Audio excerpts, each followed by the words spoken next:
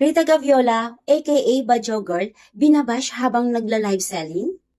At hindi na nga mapigilan ni Rita Gaviola ang mapaiyak dahil sinabihan siyang bumalik na lang siya sa pamamalimos. Kamakailan lang ay nag-trending itong si Rita Gaviola, aka Badyaw Girl, dahil sa matapang niyang pagsagot sa mga bully at bashers online. During sa kanyang live selling kasi may mga nag-comment na mga below the belt na. At dito, paulit-ulit na sinagot ni Rita Gaviola na siya ay proud na badyaw at proud siya sa kanyang mga pinagdaanan sa buhay at hindi niya kailanman ikinakahiya ang mga ito na napapalimos siya dati sa lansangan.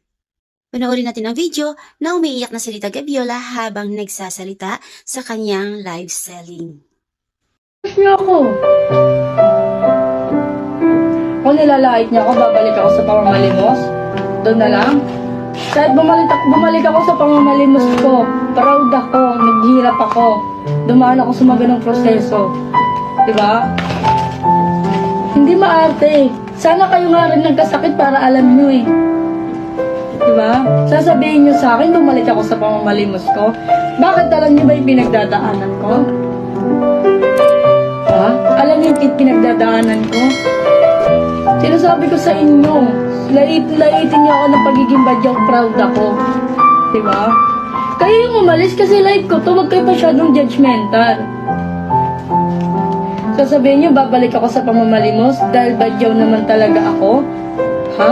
Badyaw naman talaga ako? Hindi ako nahiya na naging badyaw ako, mas lalo akong proud. Sabi ko sa inyo, baka mamaya isa pa kayo sa mga pagtinulungan eh. Kaya walang umaangat ng mga Pilipino dito eh. Sabi ko sa inyo.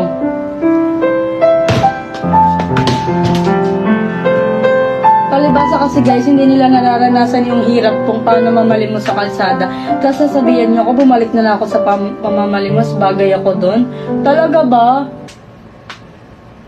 Baka hindi nyo alam guys, grabe experience ko sa pamamalimos para lang makahon kami sa hirap. Ang lesson dito ay huwag po tayong magiging judgmental at magiging responsable po tayo sa ating mga i-comment. Lalo na kung naghahanap buhay ng marangal ang tao at gusto lang makaranas ng guminhawa ang buhay ng kanyang pamilya. At huwag na huwag po tayong mangmaliit ng tao dahil lang siya ay isang badyaw at dating namamalimos sa langsangan.